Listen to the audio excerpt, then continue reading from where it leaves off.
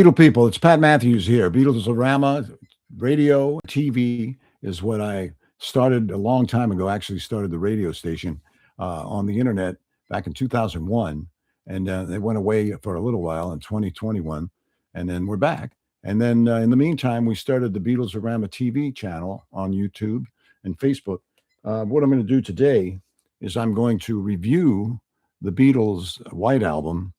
This is actually the 50th anniversary edition, which comes with CDs and not vinyl records.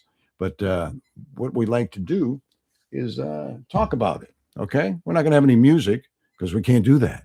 We're not going to have music. We're just going to talk about the actual LP itself and a little history behind it. And we have a poll going right now, and it says, "What's your? Do you like the Beatles' White Album?" And you just say yes or no. It's on there someplace. So let's talk about the White Album. When people talk about it, they usually start by saying what it isn't.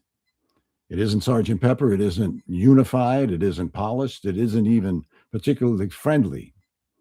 And that's exactly why it might be the most revealing record the Beatles ever made.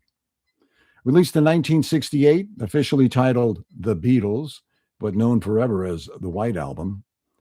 This is a double album that feels less like a band statement and more like four solo artists sharing the same mailing address. The cover says almost nothing. The music says everything. What you hear across these 30 tracks is excess. Excess of ideas, excess of moods, excess of confidence. Folk songs sit next to proto-metal. Music hall jokes brush up against political rage.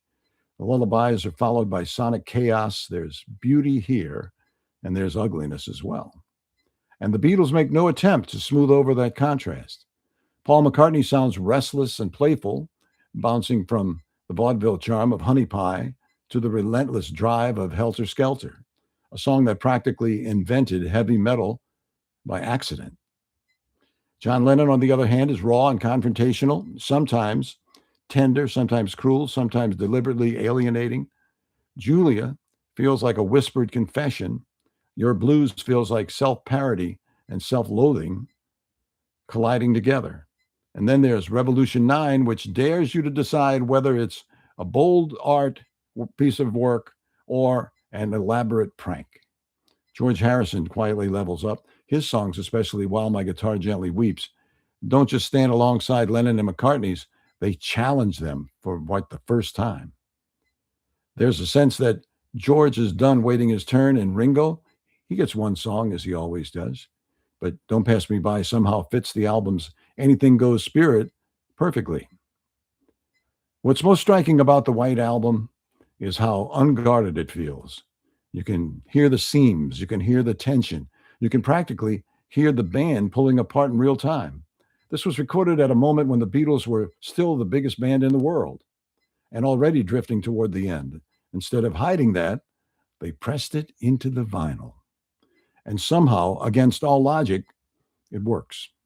Not because it's consistent, but because it's honest. The White Album doesn't ask you to like every track. It asks you to accept that greatness can be messy, that experimentation can fail, that a band can be brilliant and fractured at the same time. If Sgt. Pepper is the Beatles presenting a carefully curated version of themselves, the White Album is them leaving the studio door open and saying, this is who we actually are, for better or for worse. It's not their easiest album. It's not their tightest album, but it might be their most human. And more than 50 years later, it still feels dangerous to make a record like this, which might be the most Beatles thing of all. That's kind of like an editorial I just did on the Beatles' White Album. If you enjoyed it, let us know in the comments, and let us know what your favorite Beatles album is, and we'll take the vote on that, and then we'll review the next album that you choose as your favorite. For Beatles-orama TV and Beatles-orama Internet Radio, I'm Pat Matthews. Have yourself a great day.